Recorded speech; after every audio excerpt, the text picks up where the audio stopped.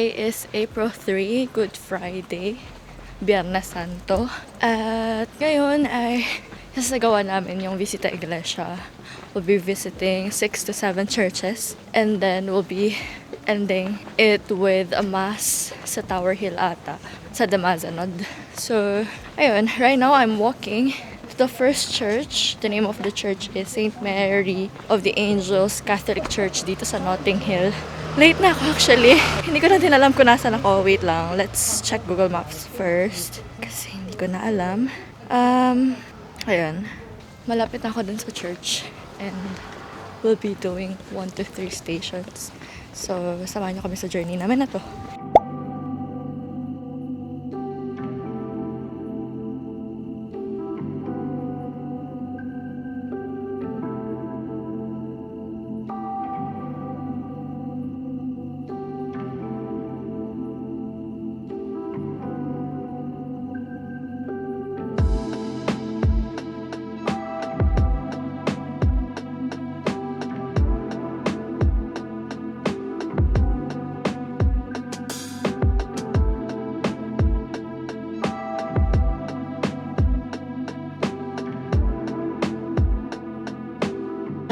Simulan natin yung tanong kay Ate Reg at saka kay Kuya Jay. Nung college kasi ako... B. Nung college kasi ako, para Christ. hindi ako napunta sa gusto kong course. Tapos, ang tanong ko that time, napipilit ba ang Diyos? Feeling ko hindi. You know, when you're praying kasi, it's not you who's changing God. It's God who's changing you. So, parang in all humility din, feeling ko kailangan ang dasal din natin na hindi yung plans natin ang ma-align sa plans ng Diyos. Yung plans ng Diyos ang ma-align sa plans natin. If you get what I mean. Yes, ate. So, feeling ko hindi natin mapipilit ang Diyos. So, paano ate yung mga taong nagdadasal with their specific prayers in mind? Na hinihiling talaga nila sa Diyos na sana ganito, sana ganyan. Well, if the intentions are pure, and if parang hindi naman yun kasamaan, yung pinagdadasal, I don't think God will say no. So, it really depends on the intentions. Yeah. I don't think God will say no if the intention is pure. And if it's leading to holiness, if it's leading to growth, if it's leading to fruits, if it's something that can bear fruits, I don't think God will say no. So, di ba ate, meron ng plano si Lord for us? Do you think negotiable pa yon? Like, pwedeng may masingit sa plano niya, dun sa mga dasal natin. Well, binigyan naman kasi tayo ng Diyos ng free will. If it's God's plan and you say no, magbabago yun. So, it's really depends on you. Kahit gaano pa kaklaro yung plano ng Diyos kung stubborn ka naman. Yeah. That's why, like, sin is there because we say no or we have our own path. But God's plan is still for us to be holy. So, for us to pursue that ultimate vocation of us being holy. So, ano dapat ate yung posture ng puso natin kapag nagdadasal? Receptive, open, yun, humble as well. Surrender. Yeah, humble so that we can really listen openly and para din maging klaro sa atin kung ano talaga yung gusto ng Diyos. So, discernment talaga ate, ano? Yeah. We have to be receptive as well. Kasi, it's not, parang hindi naman kasi nagtatapos sa sinagot ng Diyos kung ano yung tanong mo. It's up to you pa rin to participate on that answer of the Lord. So, first thing is, you have to be receptive. Second is, you have to be participative. So, you have to participate. You have to do your job as well. You have to work for it. Ganon. So, if we're discerning, it's not enough that we have the decision. So, una, naging klaro kung ano yung gusto ng Diyos sa'yo. And then you decide to say yes, to pursue it. But it doesn't stop there. You have to make your own move to, yun nga, para mag-prosper yung plano na yun. Ganun.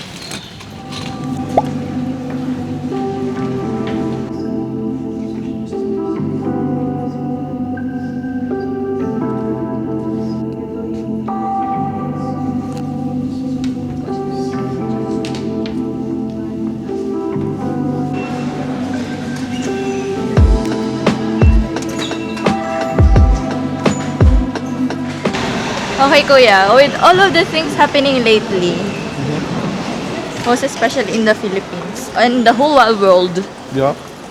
yeah, do you think plano ng Diyos for us to suffer, or is it a consequence of our free will? It's a Of our consequence. decisions? Yeah, it's a consequence. Of course, he doesn't want us to suffer, but it's a consequence.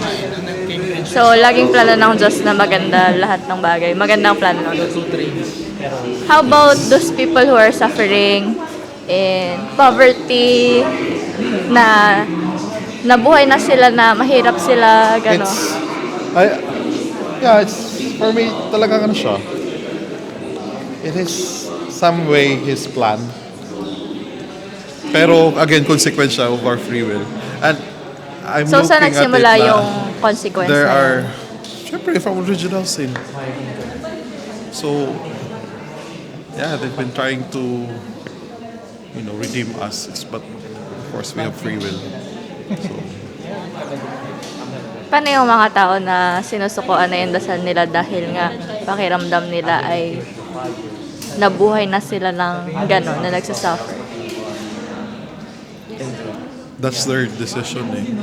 Of course, as much as the Lord wants us to, and He's just waiting for us. So it's really on us. So the same thing when we talk about Judas, you think he has been saved or not? We don't know. But for me, I would believe in His mercy. I think he's still been saved. Although sabi nila, Judas was repentant naman. Kaya nga, di ba, binalik niya yung ano. Sinaan mo lang yun. Ay, sorry. Kaya nga, repentant naman siya. Binalik niya yung 30 silver coins. Pero he eventually end up hanging himself. So, I think, sabi ng iba, he's, parang, he was remorseful, repentant, pero still, hindi niya nakikita na mapatawad siya ng Panginoon. Kaya, he ended his life. Pero beside, kahit ganun man, I would still think he's saved. Christ is close to him. I mean, he is close to Christ, it's just that talagang na-tempt siya. And so the same thing sa mga nangyayari dito sa atin. Especially those na, not just those na, tawag dito, yung mga nawawala na ng hope. But even those na talagang alam mo yun, parang wala nang katapusan yung suffering. Yes. And it could be like wala talang katapusan, tapos mawawala na lang sila, mamatay. But I still look at it it's His plan. Kahit hindi nila nakikita paano sila minahal ng Diyos. But I still see that na God is with them. At may purpose yung suffering nila na yun. It's not maybe sa end nila, but it could be For other people. for the whole plan niya. It's just that, it's difficult to comprehend. Yeah. We try to comprehend. But for me, especially sa lahat naman nangyayari ngayon, I just don't want to comprehend kasi nga, Yes. I don't know, it's so hard. But I just trust, like, siya na. But for so long na tayo mismo, we're all doing our part in terms of, just working with Him, allowing His grace to work through us. Then, enough na yun. Sabi nga ni Saint Therese, diba?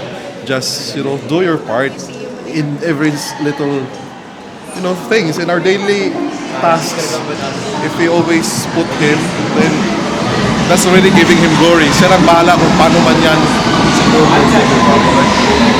But yeah, we'll continue to pray for everyone. Hi friends, today is Holy Saturday and I just want to share a little background lang din about that personal question of mine. about suffering as part of God's plan versus free will. Ang paniniwala ko kasi ay napakabait ng Diyos. To the point na He will not let us suffer. That His plan is always beautiful and good. So if a person suffers, maybe that's a consequence of a person's free will. But that perspective changed. That perspective changed as I brought up about people who are suffering in poverty and those who are suffering from critical illnesses. My conversation with Kuya Je didn't end in the previous clip. Nakapagkwentuhan pa kami inside the train, and I shared with him na I watched a reel wherein there are two people in the video, the dad and the son with cancer. If I can remember it correctly, the dad was interviewing the son, asking bakit inallow ng Diyos na magkaroon siya ng cancer. Sabi ng bata, dahil pinili daw siya ng Diyos. At pinili siya ng Diyos dahil special boy siya. Inask ulit siya bakit siya nag-yes. Bakit nag-yes ang Diyos for the kid to experience that kind of pain.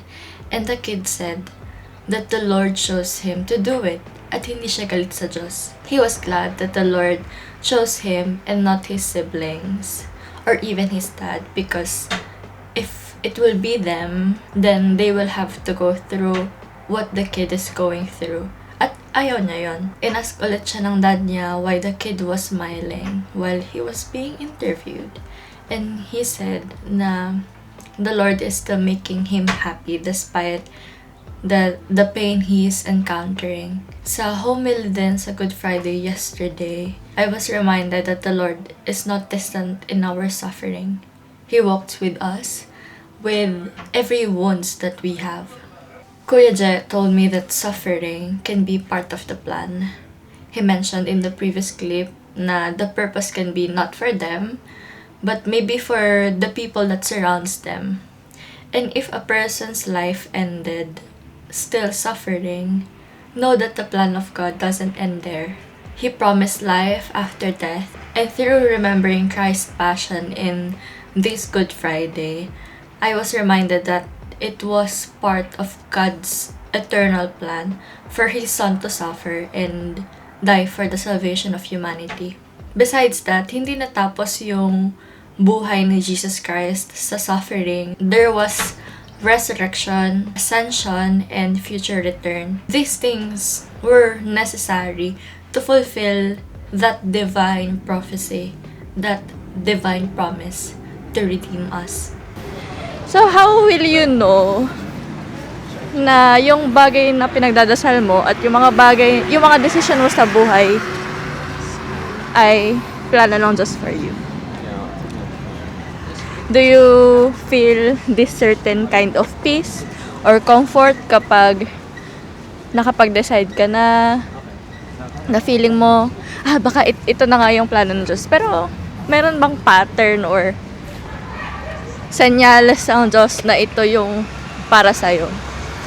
I think for me, kasi parang you always have, diba, parang mga sarili mong plans. Okay, this is what I would want to happen.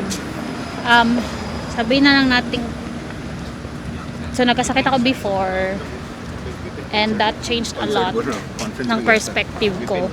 Dati masyado akong planner na parang 5 years later on, ganito, ganyan, this month, ganyan. Pero nung parang dahil sa health concern ko na yun, parang sabi ko, okay, nag-change na. I wouldn't plan too far forward. I'll take each day na parang, okay, ito lang muna. And na-change yung perspective ko na I think I'm leaving the other half na ng life ko. So, I decided na parang nag-spark siya sa heart ko na mag-serve sa Lord na I will do this because this could be my last chance. I treat each day na as if it's my last. So, dun ko nakita yung ano ba, mas nagsaserve talaga ako kay Lord. Like, and to other, ano din, parang do more for others. Parang ganon. Pero in terms of dun sa sinabi mong, sa question mo na if may ano ba yan? May signs? Oo, kapag ka nagde-decide ka on something.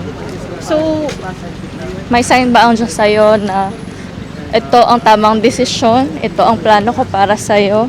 How will you know if you really make the right decision? I wouldn't know if it's the right or wrong, but I believe na the Lord will lead you talaga where He wants you to be. Yun nga, parang at the moment,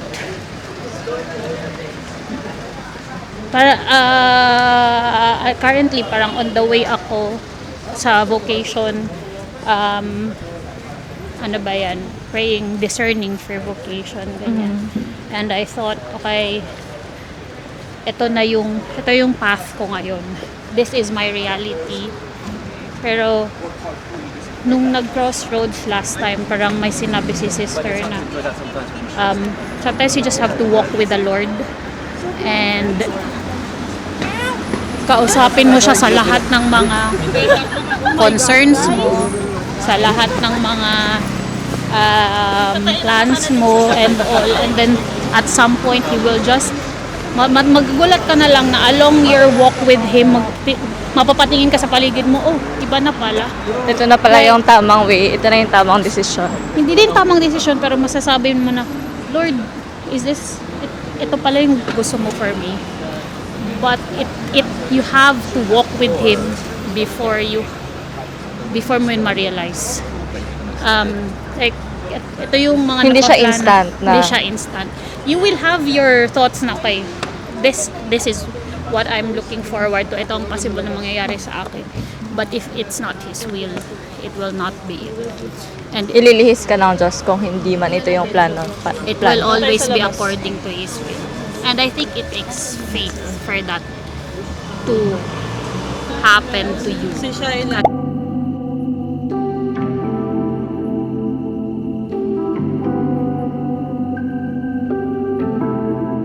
Kasing sa part na yon, madami kasing tao din na nagtatanong sa akin, paano mo malalaman kapag itong decision mo or itong plano ng Diyos ay ito yung para sa'yo? Ang hirap nga naman kasi, di ba, we cannot answer it directly na ito talaga yung plano ng Diyos for me. Yeah. Pero, for me, parang lagi ko sinasabi sa kanila, kapag ka yung puso mo at peace, possible na yun yung gusto ng Diyos para sa'yo.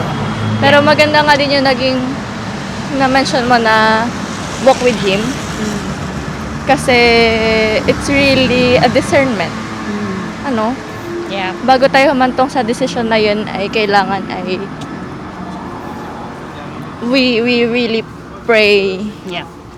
ng mataimtim para pakuha natin yung sagot. As you've said, talking to Him and yung parang kahit nirelay mo lang sa Kanya yung mga lahat ng pinagdadaanan mo, lahat ng questions mo, ask Him as like kahit a friend. That's still a form of prayer. And I think that's one thing, that's how we can communicate.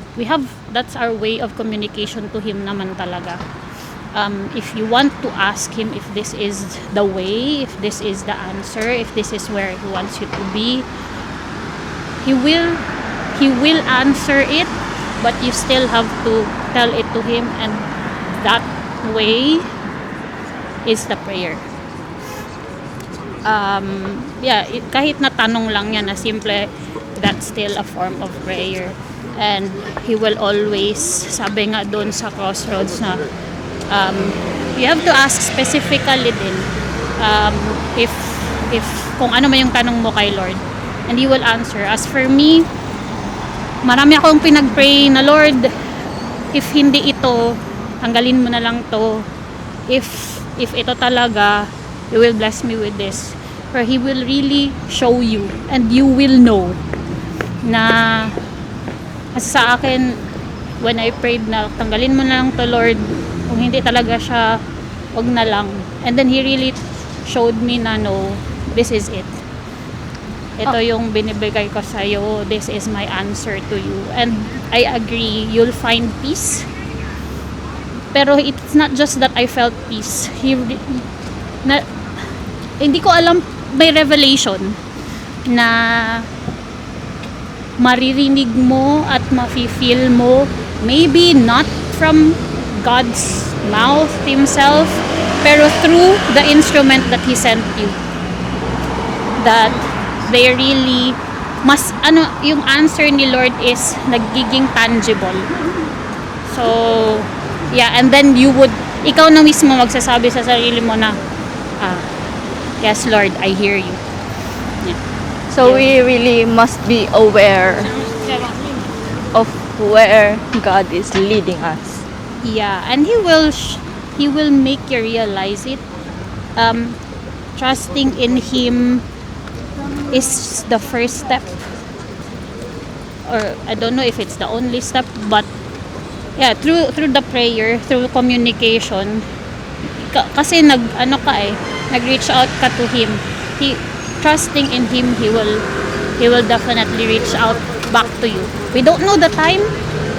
Might take, pwedeng madalian, pwedeng matagal, but he will bring you to where he really wants you to be. And trust that it is the best place to be.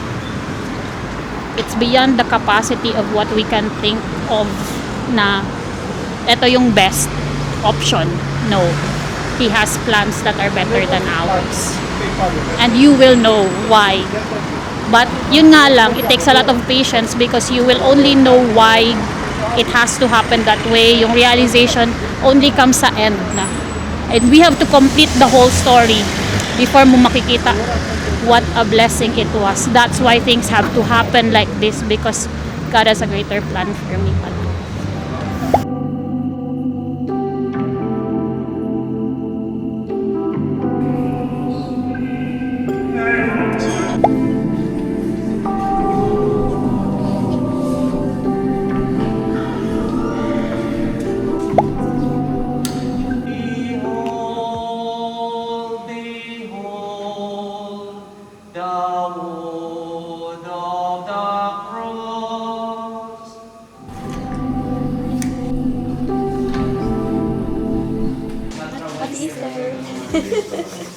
Say Happy Easter, ate. Father, Happy Easter. God bless you. Parang nasa Baguio lang tayo, Father. Parang nasa Baguio Kain, lang. Lord, spare me, O Lord Jesus. Kinakakain ako. So we just finished our visit to Iglesia. 7 churches, and then nagpunta kami sa Dimazenon para sa 3 p.m. Mass.